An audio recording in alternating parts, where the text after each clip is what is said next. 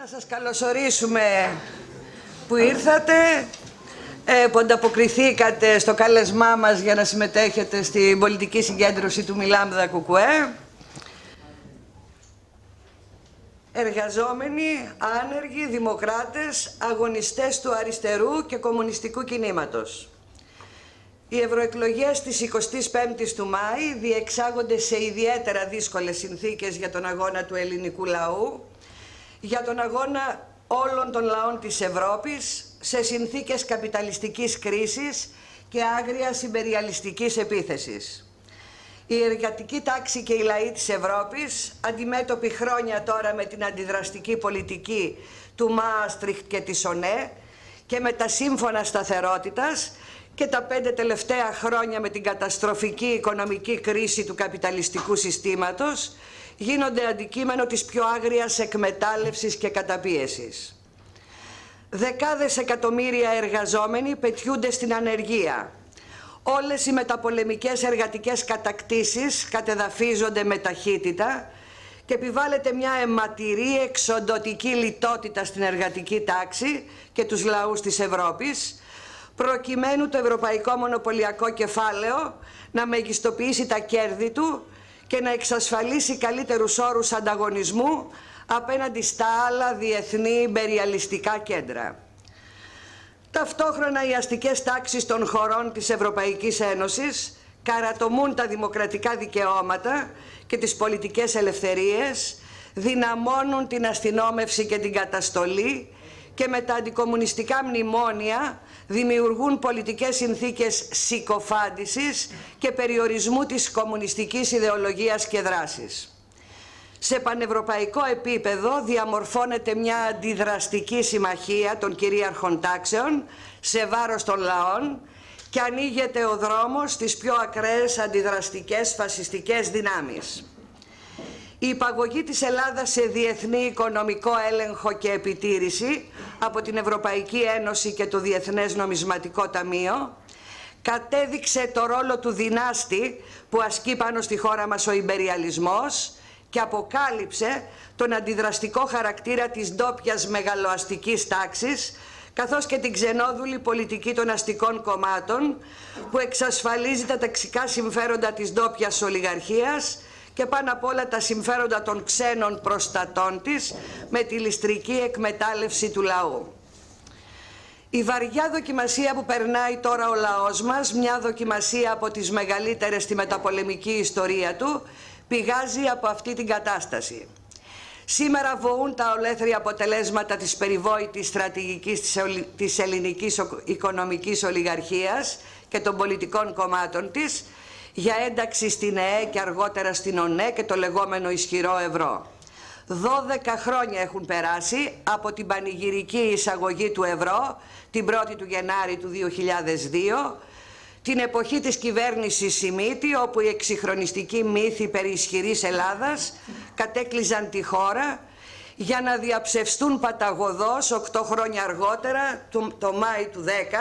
με τη γενικευμένη επίθεση πρωτοφανούς αγριότητας που ξεκίνησε με το πρώτο μνημόνιο και συνεχίζεται αδιάλειπτα μέχρι σήμερα. Τώρα ο λαός μας, αντί του παραδείσου που του υποσχέθηκαν, βιώνει τον εφιάλτη της λαιλασίας και της υποδούλωσης. Παρά την πολύχρονη αντιδραστική φιλοευρωπαϊκή προπαγάνδα, όλο και περισσότεροι συνειδητοποιούν πλέον πως η Ευρωπαϊκή Ένωση, στο όνομα της οποίας ο λαός καλείται διαρκώς σε θυσίες, δεν είναι ένωση των λαών όπως διαλαλούν οι προπαγανδιστές της, αλλά συνένωση των ιμπεριαλιστών και των λακέδων τους ενάντια στους λαούς.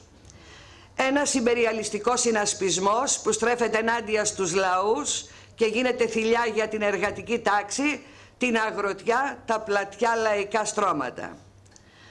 Αυτό γίνεται ακόμα ιδιαίτερα φανερό σήμερα, εκτός των άλλων, και με την αχαλήνωτη επιθετικότητα των αμερικανονατοικών ιμπεριαλιστών, που επιχειρώντας να θέσουν κάτω από τον ολοκληρωτικό έλεγχο και την κυριαρχία του στην Ουκρανία, προσδένοντάς την στο άρμα του ΝΑΤΟ και της ΕΕ και εκτοπίζοντας τη Ρωσία από μια κρίσιμη για τα συμφέροντά της περιοχή, δεν διστάζουν να εγκαθιδρύσουν μια κυβέρνηση ανδρικέλων φασιστών και να αιματοκυλήσουν τον Ουκρανικό λαό, δημιουργώντας μια πολιτικοστρατιωτική κρίση διεθνών διαστάσεων. Είναι λοιπόν σημαντικό και αναγκαίο να τεθούν σήμερα ξανά όλα τα μεγάλα προβλήματα, οι στόχοι και τα καθήκοντα του αντιπολεμικού, αντιπεριαλιστικού αγώνα.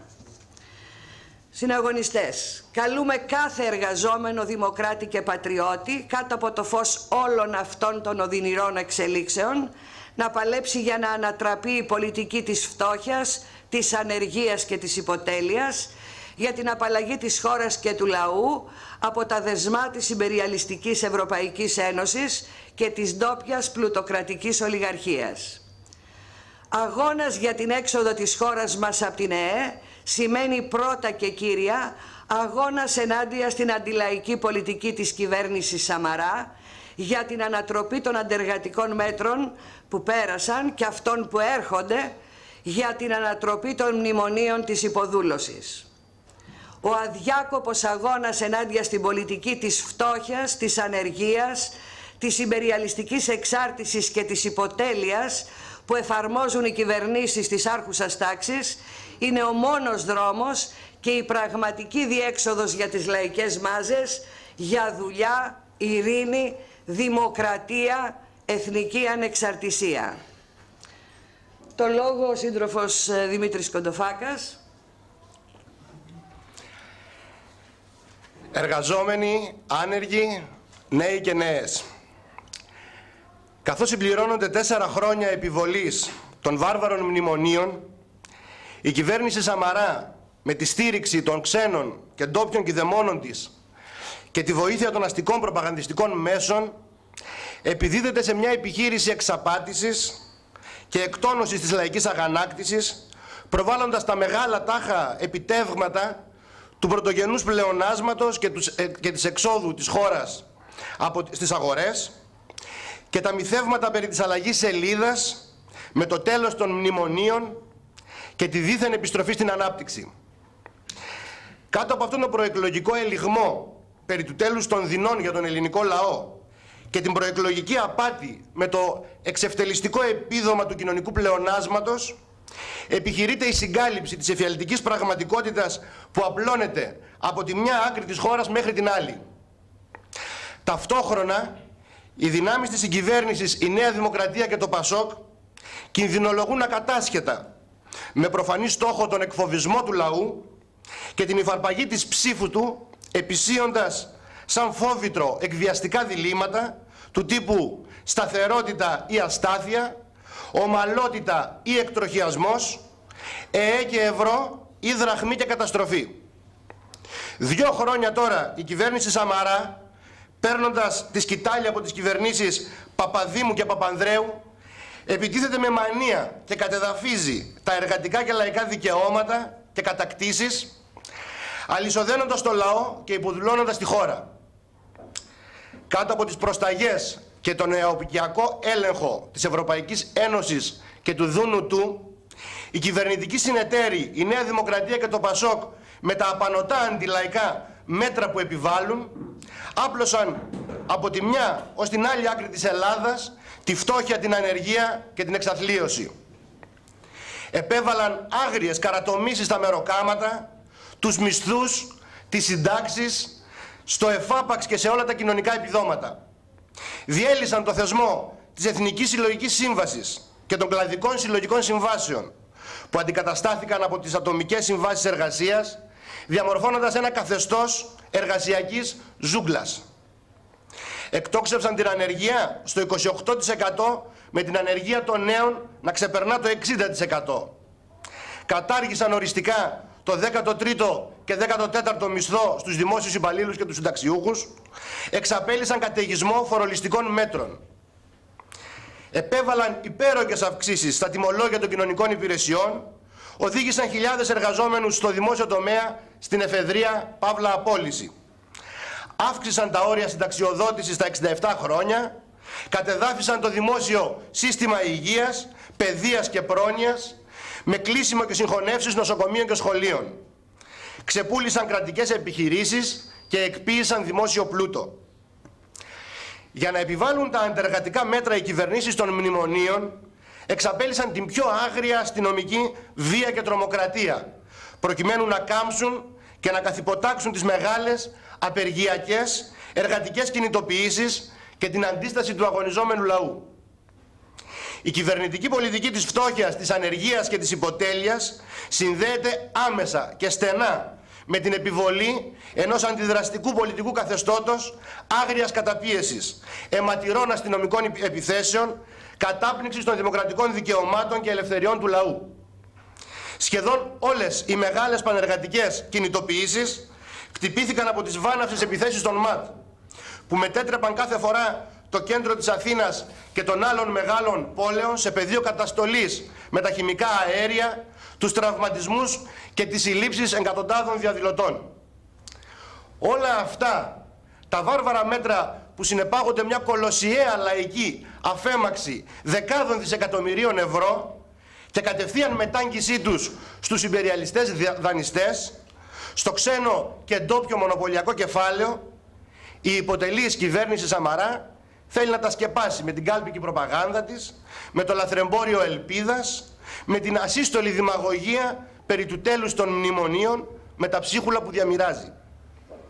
Σήμερα το χάσμα ανάμεσα στο λαό και την ελληνική ολιγαρχία και τον ιμπεριαλισμό διευρύνεται. Λόγω των διαδοχικών άγρια αντιλαϊκών και αντιδημοκρατικών μέτρων και της βάναυσης προσβολής της εθνικής αξιοπρέπειας. Η οικονομική ολιγαρχία και οι πολιτικοί υπηρέτες της εισπράττουν τα επίχειρα της ολέθριας για το λαό και τη χώρα πολιτικής τους και η κρίση του αστικού πολιτικού συστήματος βαθαίνει και εντείνεται. Ρίχνοντας η κυβέρνηση Σαμαρά 2 χρόνια τώρα όλα τα βάρη πάνω στο λαό και χαλκεύοντας νέα δεσμά εξάρτησης και καταλήστευσης της χώρας με την υπαγωγή της κάτω από το διεθνή έλεγχο και επιτήρηση,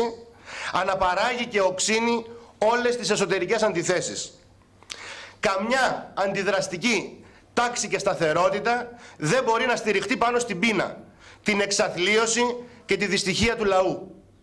Η κρίση θα οξυνθεί κάτω από την πίεση της ισορρευμένης λαϊκής αγανάκτησης και το ξέσπασμα νέων πανεργατικών αγώνων. Η κυβέρνηση Σαμαρά, προκαλώντας μεγαλύτερο λαϊκό αφανισμό με τα βάρβαρα μέτρα που συνεχίζει να εφαρμόζει, οδηγεί σε νέα οξύτερη κρίση το καθεστώς της εξάρτησης και της υποτέλειας. Εργαζόμενοι, άνεργοι, δημοκράτες,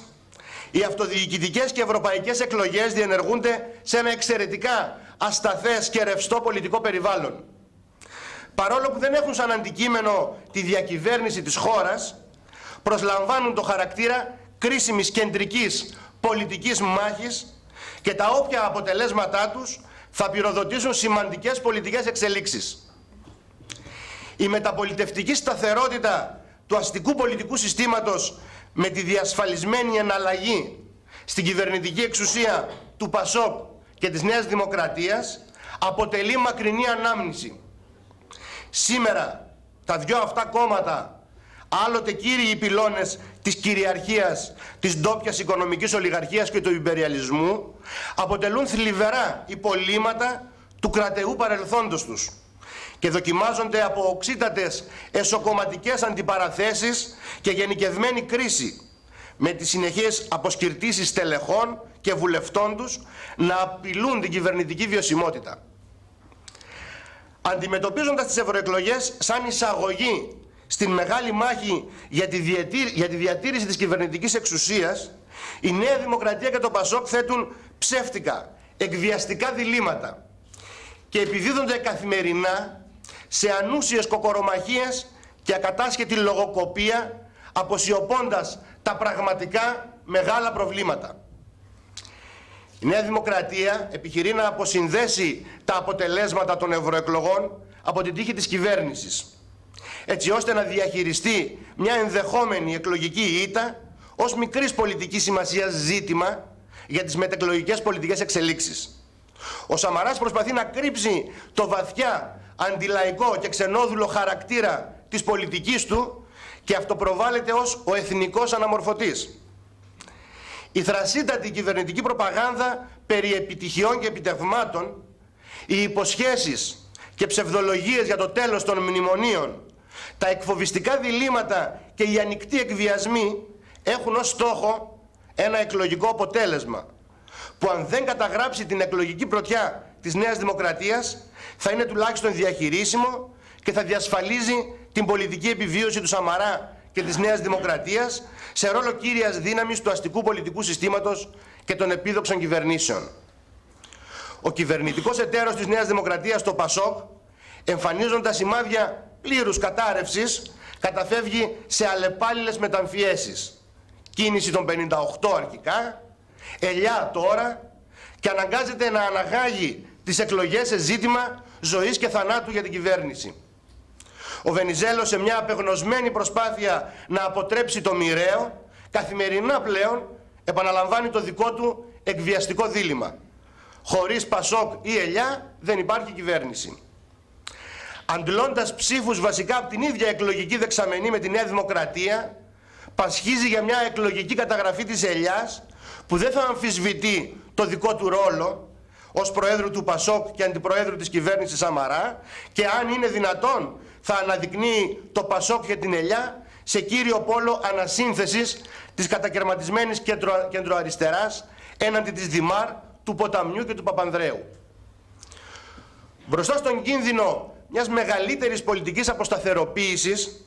τα αστικά και ιμπεριαλιστικά επιτελεία πυκνώνουν τις πολιτικές διεργασίες, προσπαθώντας να αναμορφώσουν και να ανασυντάξουν τις αστικές πολιτικές δυνάμεις και να επιβάλλουν συνθήκες ελεγχόμενων πολιτικών εξελίξεων. Αναδιατάξεις, ανασυνθέσεις, κινήσεις και πρωτοβουλίες γεννιούνται διαρκώς.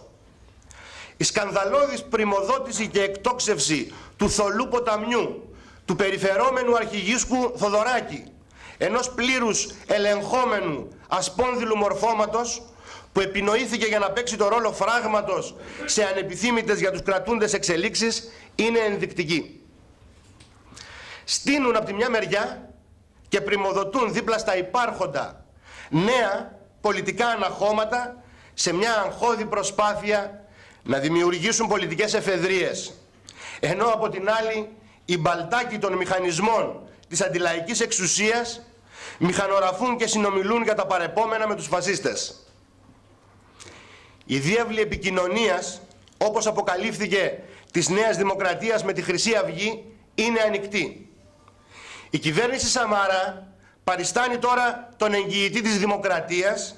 της ασφάλειας και των θεσμών και επιχειρεί να εξαγνιστεί μέσα από τις διώξεις βουλευτών και στελεχών της Χρυσής Αυγής, αλλά όλο το προηγούμενο διάστημα με την αντιδραστική πολιτική της εξέθρεψε και ανέχτηκε τις φασιστικές δυνάμεις της Χρυσής Αυγής, συγκάλυψε και αξιοποίησε την τρομοκρατική δράση της. Στην πραγματικότητα, αυτό που επιχειρεί με την υποτιθέμενη πολιτική μηδενικής ανοχής απέναντι στη Χρυσή Αυγή είναι να αναχαιτήσει τη διαρροή ψήφων από τη Νέα Δημοκρατία στη Χρυσή Αυγή και να επαναφέρει στους κόλπους της Νέας Δημοκρατίας τους ψηφοφόρους που έχουν αποσκυρτήσει. Το αυγό του φιδιού εποάστηκε στον κόρφο των πιο αντιδραστικών δυνάμεων της εγχώριας οικονομικής και πολιτικής ολιγαρχίας. Τη Χρυσή Αυγή, τα κόμματα πυλώνες της άρχουσας τάξης, η Νέα Δημοκρατία και το ΠΑΣΟΚ με την πολιτική τους την ανέχθηκαν, την κάλυψαν, την αξιοποίησαν και τη θέργεψαν. Την προετοίμαζαν σαν συμπληρωματική διέξοδο, αλλά και σαν έσχατη λύση και τελικά την αποθράσιναν. Και το κυριότερο, στη μνημονιακή Ελλάδα που δημιούργησαν της ανεργίας, της φτώχειας, της εξαθλίωσης και της εθνικής ταπείνωσης, τον πογκρόμ εναντίον των μεταναστών, της τρομοκρατίας και της καταστολής των λαϊκών αγώνων, της αντικομμουνιστικής ιστερίας και του εκφασισμού του κράτους, καλλιέργησαν πρόσφορες συνθήκες για την ιδιαίτερα ανησυχητική εκλογική και όχι μόνο άνοδο της Χρυσής Αυγής. Η Χρυσή Αυγή δεν είναι αντισυστημική, ούτε αντιμνημονιακή δύναμη, όπως η ίδια ισχυρίζεται. Ο φασισμός παντού και πάντα είναι το τρομοκρατικό, δολοφονικό χέρι του καπιταλιστικού εκμεταλλευτικού συστήματος, στηρίζοντας τις πιο άγριες μορφές εκμετάλλευσης και ανοιχτής τρομοκρατίας των λαών. Η πραγματική καταδίκη της Χρυσής Αυγής και η πάλι ενάντια της προϋποθέτει και πρέπει να συνδυαστεί με την αποφασιστική καταδίκη της αντιλαϊκής εφόδου του ιμπεριαλισμού και της ντόπιας οικονομικής ολιγαρχίας, με τον αδιάλακτο και σταθερό αγώνα ενάντια στο αστυνομικό πολιτικό καθεστώς βίας και αυθαιρεσίας που επιβάλλει η συγκυβέρνηση Σαμαρά για να περάσει τα βάρβαρα αντεργατικά μέτρα.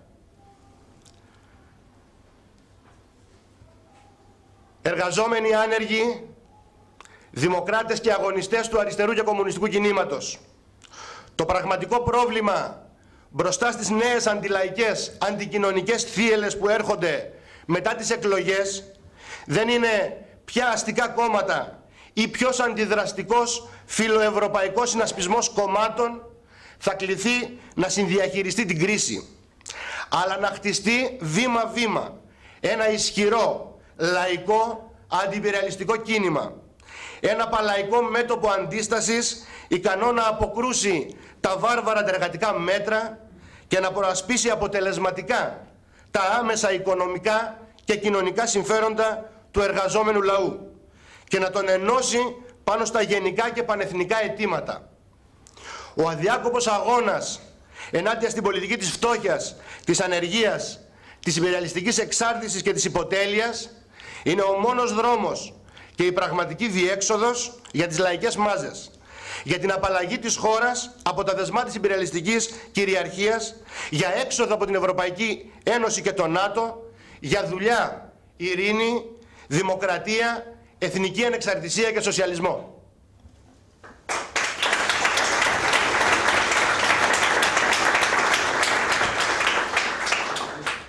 Το λόγο τώρα ο Αντώνης Παπαδόπουλος. Εργαζόμενοι, άνεργοι, δημοκράτες, αγωνιστές του αριστερού και κομμουνιστικού κινήματος. Προβάλλοντας στο μη λάμδα κουκουέ το σύνθημα «Έξω η Ελλάδα από την Ευρωπαϊκή Ένωση,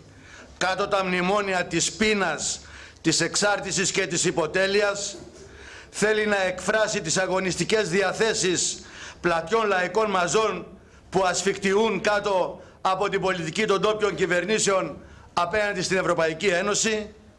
να αποκαλύψει ακόμα τις αυταπάτες που καλλιεργούνται για το ρόλο της Ευρωπαϊκής Ένωσης, ιδιαίτερα από δυνάμεις που εμφανίζονται με αριστερούς τίτλους. Μπροστά στη δραματική κατάσταση που αντιμετωπίζει ο λαός, ένα σημαντικό τμήμα του στρέφεται προς το ΣΥΡΙΖΑ, επηρεασμένο από τις προεκλογικές εξαγγελίες και υποσχέσεις του για ανατροπή των μνημονίων και των εξοντωτικών μέτρων που τα συνοδεύουν. Θέλουμε να μιλήσουμε ανοιχτά και καθαρά στους εργαζόμενους, να αποκαλύψουμε την ψευτοαριστερή σοσιαλδημοκρατική πολιτική του ΣΥΡΙΖΑ και να καταπολεμήσουμε τις αυταπάτες και τις κάλπικες προσδοκίες που καλλιεργεί στο λαό. Ένας φορέας που για δεκαετίες οι δυνάμεις που το συγκροτούν ορκίζονταν στο όνομα της ΕΟΚ και της Ευρωπαϊκής Ένωσης, της Ευρωζώνης και του Ευρώ και ταυτίστηκαν με την πολιτική της ντόπιας μεγαλοαστικής τάξης, πασχίζοντας να περάσουν μέσα στο λαϊκό και αριστερό κίνημα τη θέση για την πρόσδεση της Ελλάδας στο άρμα της Ευρωπαϊκής Ένωσης, δεν μπορούν και δεν θέλουν να βρεθούν αντιμέτωπες με την πολιτική που εκπορεύεται από αυτήν, που πεμπτουσία της είναι η βάρβαρη επιβολή των μνημονίων. Ο αρχηγός του ΣΥΡΙΖΑ με κάθε ευκαιρία δίνει όρκους πίστης στην Ευρωπαϊκή Ένωση και το ΝΑΤΟ, υποβάλλει τα διαπιστευτήριά του και διαβεβαιώνει για την αδιατάρακτη πρόσδεση της χώρας στο άρμα τους. Είναι καθαρός εμπεγμός και εξαπάτηση του λαού να υπόσχεται ύστερα από αυτά πως θα ακυρώσει τα μνημόνια της φτώχειας και της ξενοδουλείας που αποτελούν τον ακρογωνιαίο λίθο της πολιτικής της Ευρωπαϊκής Ένωσης και του Διεθνούς Νομισματικού Ταμείου. Σε καμιά ακύρωση της μνημονιακής πολιτικής με την έννοια της κατάργησης των βασικών αντεργατικών μέτρων των μνημονίων δεν πρόκειται να προχωρήσει ο ΣΥΡΙΖΑ αν βρεθεί στην κυβερνητική εξουσία. το σχέδιο σωτηρίας που υπόσχεται τώρα θα είναι ένα νέο ρετουσαρισμένο μνημόνιο που σκοπεύει να διαπραγματευτεί στα πλαίσια της λυκοσυμμαχίας της Ευρωπαϊκής Ένωσης. Τώρα που πλατιά λαϊκά στρώματα κατανοούν τον αντιδραστικό χαρακτήρα της Ευρωπαϊκής Ένωσης, η ηγεσία του ΣΥΡΙΖΑ, για να χρυσώσει το χάπι, πλασάρει και αναμασά το γνωστό ρεφορμιστικό τροπάρι για την Ευρώπη των εργαζομένων, σε αντιπαράθεση δήθεν με την Ευρώπη της Μέρκελ.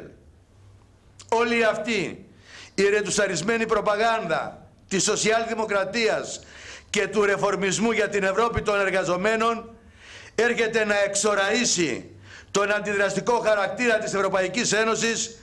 και να καλλιεργήσει την απατηλή ιδέα πως μπορεί η σημερινή Ευρωπαϊκή Ένωση να μετεξελιχθεί από εκπρόσωπος του ευρωπαϊκού καπιταλισμού και βασικός μοχλός των Γερμανών και Γάλλων υπεριαλιστών σε εκπρόσωπο μιας άλλης δήθεν Ευρώπης, αυτής των εργαζομένων. Στην πραγματικότητα, οι δυνάμεις του ΣΥΡΙΖΑ δεν αμφισβητούν τα οικονομικά, κοινωνικά και πολιτικά βάθρα που στηρίζεται η Ευρωπαϊκή Ένωση και απλά καλλιεργούν αυταπάτες στο λαό πως είναι δυνατόν η υπεριαλιστική Ευρωπαϊκή Ένωση, οι δυνάστες του λαού μας, να μετεξελιχθούν και να αποκτήσουν φιλολαϊκό, φιλιρινικό και δημοκρατικό χαρακτήρα. Σε αυτές τις συνθήκες, όπου ο ΣΥΡΙΖΑ με το αριστερό προσωπείο του προετοιμάζεται μεθοδικά και η ηγεσία του επισκέπτεται και υποβάλλει τα διαπιστευτήριά της στους εκπροσώπους των μεγάλων υπεριαλιστικών δυνάμεων στη ΣΥΠΑ και την Ευρώπη, έχουμε χρέος να αντιπαλέψουμε τον πραγματικό σοσιαλδημοκρατικό χαρακτήρα της πολιτικής του, να καταπολεμήσουμε τις αυταπάτες που καλλιεργεί και τις κάλπικες διακηρύξεις του για μια δίθεν αριστερή κυβέρνηση, έτσι ώστε να μην παγιδευτεί ο λαός και να μην γευθεί ξανά τα αγαθά μιας ψευτοαριστερής διακυβέρνησης, κομμένης και ραμμένης στις απαιτήσεις του υπεριαλισμού και της ντόπιας ολιγαρχίας. Η ηγεσία του ΚΚΕ, αφού για μια μακρά περίοδο εγκατέλειψε τους μεγάλους αντιυπεριαλιστικούς στόχους για την έξοδο της Ελλάδας από την Ευρωπαϊκή Ένωση και το ΝΑΤΟ, κάνοντας απλά λόγο για αγώνα ενάντια στις συνέπειες και τις επιλογές της Ευρωπαϊκής Ένωσης, τώρα που έχει περάσει με αλλοπρόσαλλο τρόπο σε μια φάση ταξικής αδιαλαξίας, εγκαταλείπει και υπονομεύει τους στόχους του αντιπεριαλιστικού αγώνα με τις νέες εξωφρενικές θεωρίες που προβάλλει. Η ηγεσία του ΚΚΕ ανακάλυψε τα τελευταία χρόνια πως ο αγώνας του λαού μας για την κατάκτηση της εθνικής ανεξαρτησίας ενάντια στα υπεριαλιστικά δεσμά της εξάρτησης και της υποτέλειας, που βασική της έκφραση είναι η υποταγή της χώρας μας στην Ευρωπαϊκή Ένωση και το ΝΑΤΟ, είναι δήθεν παροχημένος,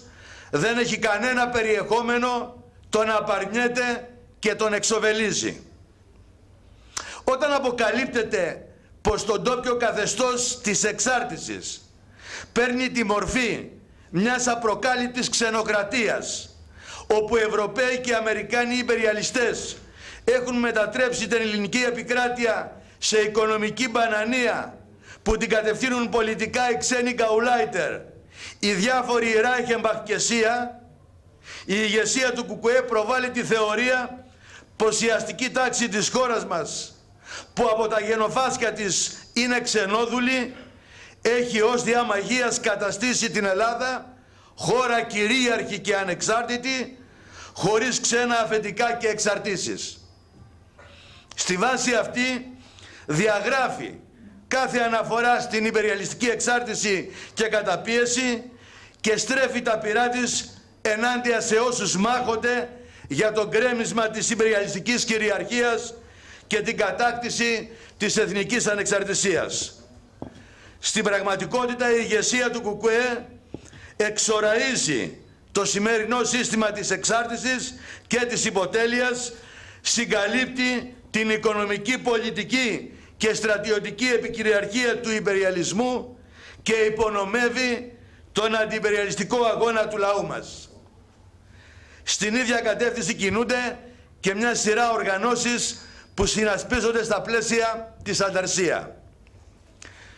Εργαζόμενοι, άνεργοι,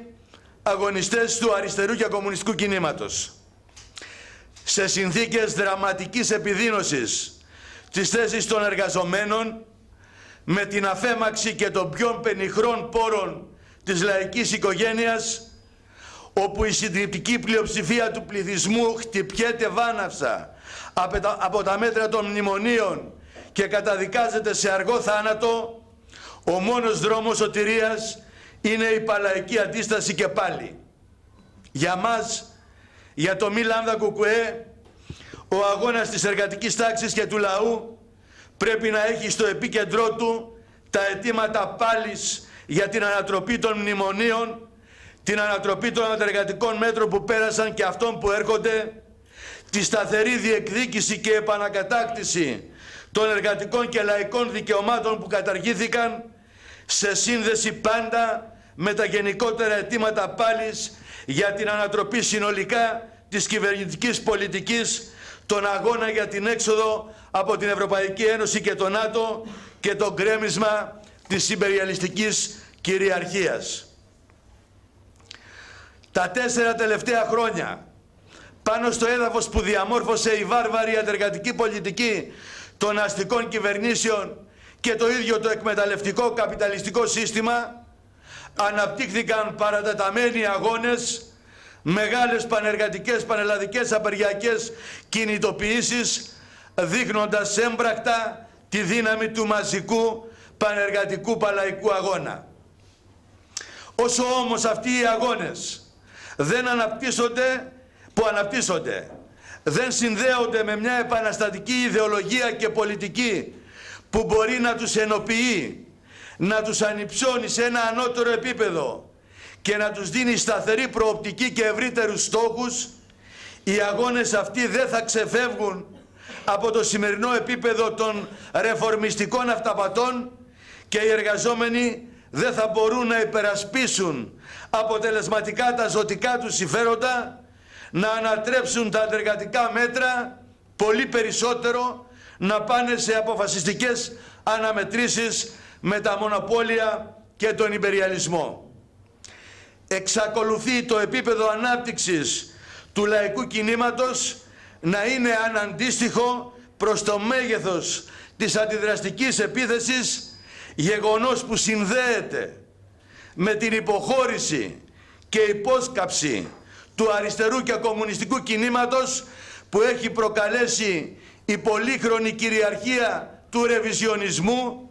με την έλλειψη ενός πραγματικά επαναστατικού φορέα, ενός κομμουνιστικού κόμματος με ισχυρούς δεσμούς και πολιτική επιρροή στο λαό, που θα μπορούσε να δώσει μια σταθερή προοπτική στους λαϊκούς και εργατικούς αγώνες. Και αυτή ακριβώς η κατάσταση καθορίζει τους αρνητικά διαμορφωμένους συσχετισμούς δυνάμεων σε βάρος του λαϊκού, αριστερού και κομμουνιστικού κινήματος και εξηγεί την αδυναμία ανατροπής των αντεργατικών μέτρων και της κυβερνητικής πολιτικής, καλλιεργώντας κάθε είδους συγχύσεις, απογοητεύσεις και ητοπάθειες. Οι γενικές κατευθύνσεις της πάλης που ανταποκρίνονται στις πραγματικές ανάγκες του κινήματος και υπηρετούν τόσο το στόχο μιας άμεσης προσπάθειας για την ανατροπή των αντιλαϊκών μέτρων,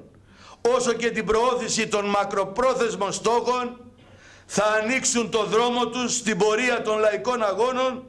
μέσα από επίμονες και αναπόβευτες αντιπαραθέσεις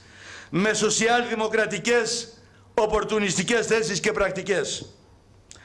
Χωρίς ένα επαναστατικό κομμουνιστικό κόμμα στηριγμένο στην κοσμοθεωρία του μαρξισμού-λενινισμού, δοκιμασμένο σε πολύχρονους ιδεολογικούς, πολιτικούς, ταξικούς αγώνες είναι αδύνατο το προχώρημα των άμεσων και μακροπρόθεσμων στόχων του κινήματος. Το κομμουνιστικό μαρξιστικό λενινιστικό κίνημα της Ελλάδας, που τμήμα του αποτελεί το Μη Λάμδα Κουκουέ, συμπληρώνει φέτος μισό αιώνα αδιάκοπης πάλης και προσφοράς από τη στιγμή της γέννησής του και την έκδοση του περιοδικού Αναγέννηση τον Οκτώβριο του 1964. Ο βασικός στόχος που έθεσε από την πρώτη στιγμή της δημιουργίας του το μαρξιστικό-λενινιστικό κίνημα ήταν η αναγέννηση του κομμουνιστικού κινήματος, η ανασύσταση ενός πραγματικού κομμουνιστικού κόμματος της εργατικής τάξης, όταν ο ρεβιζιονισμός, ύστερα από το αντεπαναστατικό 20ο συνέδριο του ΚΚΣ, επιβλήθηκε στο ΚΚΕ το 1956 και οι καθοδηγήσεις του με την πολιτική που εφάρμοσαν ξερίζωσαν την επαναστατική ψυχή του. Ο στόχος αυτός εξακολουθεί να αποτελεί και σήμερα κεντρικό καθήκον για τη μεγάλη υπόθεση του λαϊκού αριστερού και κομμουνιστικού κινήματος. Οι εξελίξεις που σημειώθηκαν το διάστημα αυτό με την ανοιχτή και τυπική παλινόρδωση του καπιταλισμού στη Σοβιετική Ένωση και τις άλλες χώρες της Ανατολικής Ευρώπης το 1989-91, που κατέδειξαν το ολοκληρωτικό αδιέξοδο και τη χρεοκοπία της ρεβιζιονιστικής γραμμής και των φορέων της διεθνώς και στη χώρα μας,